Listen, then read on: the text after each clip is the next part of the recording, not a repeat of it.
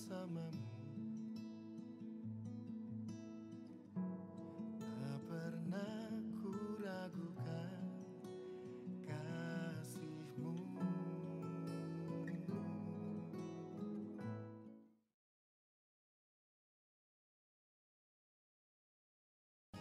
Oh, I will sing of the goodness of God. Shalom saudaraku yang dikasihi Tuhan. Salam sejahtera. Apa kabar kita semua? Harapan kita baik-baik dan menikmati berkat dan anugerah Tuhan. Puji Tuhan, pada siang hari ini kita akan belajar tentang kebenaran firman Tuhan. Yang saya ambil satu tema yang berjudul disiplin. Kita buka Alkitab kita di dalam 1 Korintus pasalnya yang ke-9, ayatnya yang ke-24 sampai ayatnya yang ke-27. 1 Korintus pasalnya yang ke-9 ayat 24 sampai ayatnya yang ke-27. Kita lihat firman Tuhan. Di sini dikatakan, "Tidak tahukah kamu bahwa dalam gelanggang pertandingan semua peserta turut berlari, tetapi bahwa hanya satu orang saja yang mendapat hadiah? Karena itu larilah begitu rupa sehingga kamu memperolehnya. Tiap-tiap orang yang turut mengambil bagian dalam pertandingan menguasai dirinya dalam segala hal. Mereka berbuat demikian untuk memperoleh suatu mahkota yang fana, tetapi kita untuk memperoleh suatu mahkota yang abadi. Sebab itu aku tidak berlari tanpa tujuan, dan aku bukan petinju sembarangan saja memukul." Ayat 27, "Tetapi aku melatih tubuhku dan menguasainya seluruhnya, supaya sesudah memberitakan Injil kepada orang lain, jangan aku sendiri ditolak." Saudaraku yang dikasihi oleh Tuhan, ini merupakan suatu perkataan yang disampaikan oleh Rasul Paulus sendiri. Dia menggambarkan bahwa untuk mencapai suatu tujuan, atau jika kita menginginkan kesuksesan, keberhasilan dalam hidup ini, adalah kita harus melatih hidup kita. Itulah sebabnya malam hari ini saya akan memberi judul kedisiplinan atau disiplin. Dalam hidup ini terbukti bahwa orang-orang yang berhasil dan mencapai prestasi sukses dalam kehidupan mereka, dalam usaha mereka, dalam rumah tangga, dalam bisnis mereka, adalah orang-orang yang memiliki disiplin yang tinggi. Mereka memanage. Itu sebabnya kalau kita lihat di sini kata disiplin, saudara, arti dari kata disiplin di sini dikatakan kemampuan untuk memperoleh atau memanage diri sedemikian rupa sehingga kita bisa menjadi orang yang lebih efektif.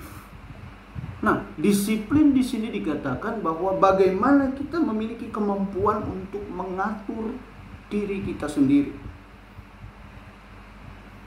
Segala sesuatu yang kita capai membutuhkan yang namanya disiplin. Untuk menjadi seorang atlet, Rasul Paulus menggambarkan dia harus berlatih, disiplin berlatih. Kalau dia ingin menikmati kemenangan, kalau dia ingin mencapai kemenangan, maka dia akan berlatih lebih dari orang lain. Bahkan untuk menurunkan berat badan, saudara, kita harus disiplin dalam hal makan. Itu disiplin. Untuk menjadi juara di dalam kelas, kita harus disiplin belajar. Untuk menjadi pegawai yang teladan pun, saudara, kita harus memiliki disiplin. Dan pastinya tidak pernah telat masuk kantor. Itu yang disiplin. Dan Rasul Paulus berkata di dalam ayat yang ke-27 di situ, tetapi aku melatih tubuhku dan menguasai seluruhnya. Begitu disiplin yang disampaikan oleh Rasul Paulus dalam kehidupan kita. Itu sebabnya di dalam ayat sebelumnya di situ dikatakan bahwa dia tidak melakukannya dengan sembarangan. Dia mengibaratkan kehidupan kita sedang berlomba, sedang mengikuti satu perlombaan. Dan Rasul Paulus mencontohkan perlombaan ini yang diadakan di Yunani, kalau saya tidak salah 2 tahun sekali. Berlari dengan disiplin itu kita dapat meraih kesuksesan, meraih apa yang kita inginkan. Di dalam Amsal pasalnya yang ke-16 ayat 32, di situ dikatakan orang sabar melebihi seorang pahlawan, orang yang menguasai diri melebihi merebut kota. Jadi ada penguasaan diri kita. Dan itu yang Rasul Paulus sampaikan pada firman Tuhan pada siang hari ini. Itu sebabnya kenapa kita harus disiplin. Kenapa disiplin itu begitu penting. Ada orang yang tidak senang dengan disiplin. Saya ingat dulu ketika saya masuk sekolah Alkitab. Begitu disiplin. Makan disiplin. Belajar disiplin, doa harus tepat pada waktunya. Sudah diatur sedemikian rupa yang kita tidak boleh langgar. Bagi orang lain, disiplin itu menyiksa diri. Tetapi bagi orang yang ingin sukses, disiplin itu adalah suatu kebahagiaan dalam kehidupan kita. Karena disiplin itu adalah aset kita. Kita tidak akan pernah berjalan dengan orang yang tidak disiplin. Kita tidak akan pernah menerima orang yang bekerja di dalam usaha kita, orang-orang yang tidak disiplin. Pasti kita tidak senang. Nah, gambaran itulah yang Rasul Paulus katakan. Kenapa kita harus disiplin dalam hidup ini? Ada 2 alasan kita harus disiplin. Yang pertama, kita disiplin untuk menjadi orang hebat. Dalam hal sekuler, dalam hal dunia, dalam hal pekerjaan, kita membutuhkan kedisiplinan. Dalam hal pengiringan kita sebagai orang yang percaya. Karena Rasul Paulus katakan di sini di dalam ayat yang ke-25, tiap-tiap orang turut mengambil bagian dalam pertandingan, menguasai dirinya dalam segala hal. Mereka berbuat demikian untuk memperoleh suatu mahkota yang fana. Mahkota yang fana. Dan mahkota yang fana, sesuatu yang ada di dunia ini. Bicara tentang keberhasilan, bicara tentang berkat. Kita harus berusaha, dan di situ dikatakan bahwa tetapi kita untuk memperoleh mahkota yang abadi, berbicara tentang pengiringan kita kepada Tuhan. Tidak bisa dipisahkan. Ketika kita setia, disiplin dengan Tuhan, disiplin melakukan kebenaran firman Tuhan. Ada banyak orang yang berkata bahwa mintalah maka kamu akan diberi, ketuklah pintu maka kamu akan diberi. Kamu akan menerimanya. Tidak segampang itu. Ayat firman Tuhan ini berlaku bagi mereka yang hidup disiplin dengan Tuhan. Mengawali segala sesuatu dengan doa. Itu disiplin. Itu sebabnya kalau saya katakan bahwa kenapa kita harus disiplin? Supaya kita menjadi orang yang hebat. Hebat dalam pekerjaan kita, hebat dalam disiplin, ahli dalam mungkin saudara usaha, mungkin saudara sebagai pimpinan, mungkin saudara sebagai kepala bagian atau dalam hal tugas-tugas yang lain. Ketika orang lain melihat kedisiplinan kita, maka orang lain juga akan mengikutinya. Yang kedua, kenapa kita harus disiplin? kita disiplin untuk membuat hidup kita teratur. Apa yang harus kita disiplinkan dalam hidup ini? Apa yang harus kita lakukan untuk kita menjadi orang yang disiplin? Apa yang harus kita disiplinkan dalam hidup ini? Yang harus kita disiplinkan atau yang pertama adalah pikiran kita. Yang kedua, mendisiplinkan tubuh kita. Ya, saudara ngomong, oh saya mau diet, tapi makannya minta ampun. Cita-cita diet, tapi hobinya makan. Hidup tidak disiplin. Bagaimana kita mendisiplinkan pikiran kita? Kita berusaha mendisiplinkan pikiran kita, tetapi kita iri dengan orang lain. Pikiran kita negatif dengan orang lain. Itu yang Tuhan tidak mau dalam hidup kita. Karena kedisiplinan pengenalan kita akan Tuhan membuat pikiran kita selalu positif. Amin. Membuat apa yang kita lakukan selalu menyenangkan Tuhan. Kita harus, pikiran kita yang harus kita disiplin. Ketika pikiran kita disiplin, maka segala sesuatu berjalan dengan baik. Segala keputusan kita akan berjalan dengan baik. Apa yang harus kita disiplinkan dalam hidup kita lagi? Yang harus kita disiplinkan adalah karakter kita. 1 Timotius pasal yang keempat ayat yang ke-8 di situ dikatakan, latihan badani terbatas gunanya, tetapi ibadah itu mengandung janji, baik untuk hari ini maupun hidup yang akan datang. Yang harus kita disiplinkan dalam hidup kita adalah karakter kehidupan kita. Bagi orang yang sekuler, bagi orang yang bekerja, karakter apa yang harus kita disiplinkan? Yang pertama,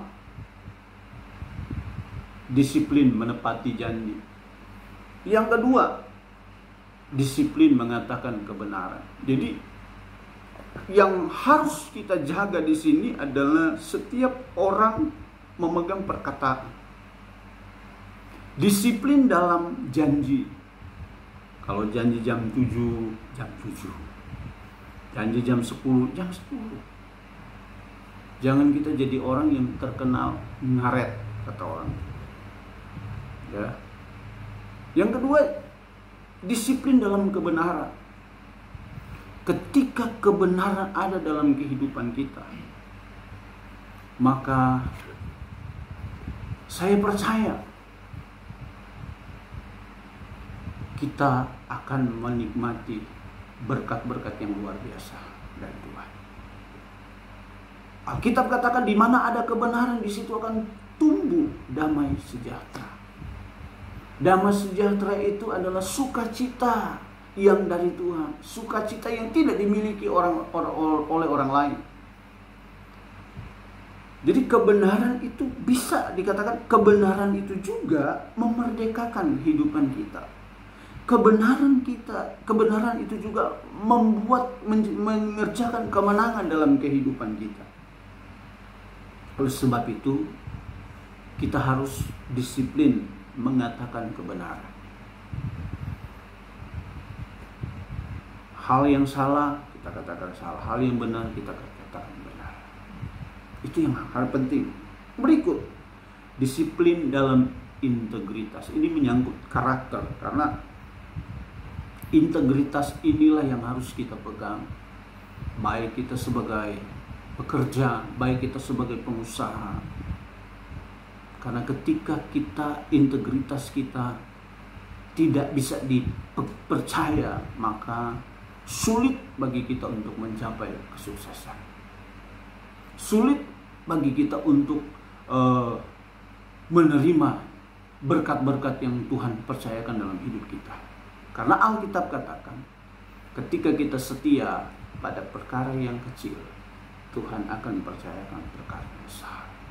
Ketika integritas kita tidak bisa kita kendalikan, kita tidak disiplin dalam hal integritas, maka kita tidak akan mungkin menikmati sesuatu yang besar. Seperti saya katakan tadi, cita-cita kurus, tapi makan banyak.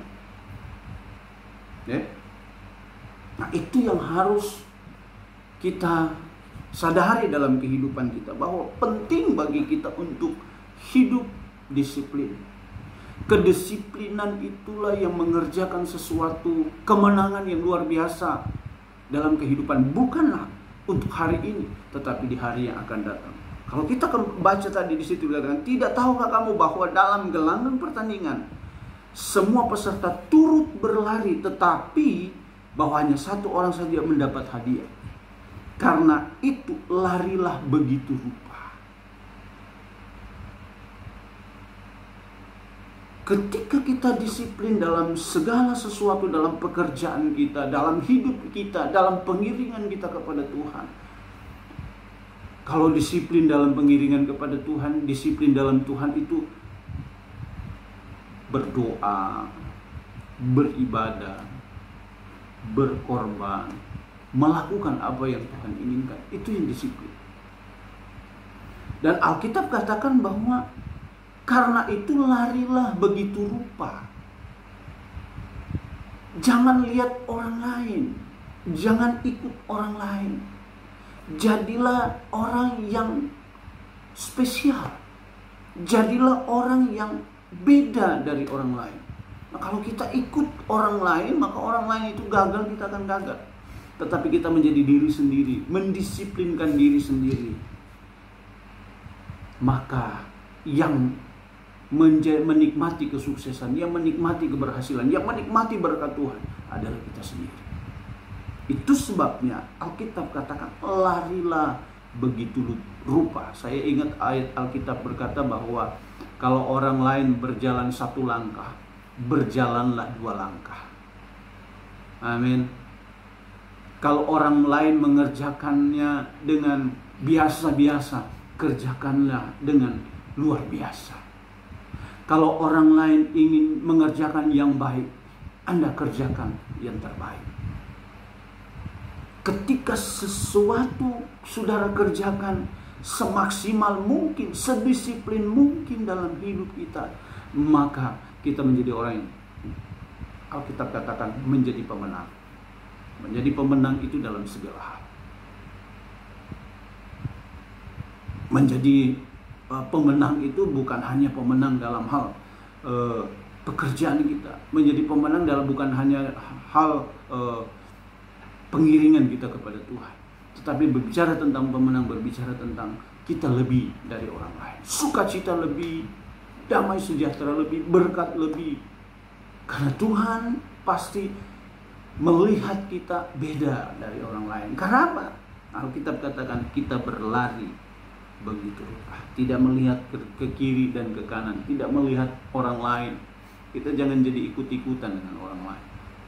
Kita jalan sesuai dengan apa yang menjadi target kita. Itu disiplin. Makanya saya katakan tadi bahwa disiplin itu adalah kemampuan untuk mengelola, memanage diri sendiri. Bagaimana kita mengatur hidup kita untuk menjadi yang terbaik. Yang terbaik buat pimpinan kita, yang terbaik buat Tuhan, yang terbaik buat orang lain. Jadilah yang terbaik. Itu sebabnya Rasul Paulus katakan, larilah begitu rupa sehingga kamu memperolehnya. Amin. Larilah begitu rupa sehingga kamu memperolehnya. Hari-hari ini saudara, iblis sedang membawa, menggiring kita untuk tidak menghargai waktu. Karena kalau kita bicara tentang disiplin, kita bicara tentang waktu. Kalau kita bicara tentang disiplin, kita bicara tentang yang terbaik. Kalau kita bicara tentang disiplin adalah kita bicara tentang sesuatu yang maksimal yang harus kita lakukan. Baik dalam pekerjaan kita maupun dalam Tuhan. Iblis sedang menggiring kita untuk melakukannya dengan tidak maksimal. Iblis sedang mengiring kita untuk melupakan bahwa waktu itu sangat singkat, waktu itu sangat berharga dalam kehidupan kita. Dan iblis sedang membuat kita melupakan, sehingga kita bekerja pun kalau dilihat pimpinan baru kita bekerja dengan baik. Itu orang yang tidak disiplin, orang yang terpaksa.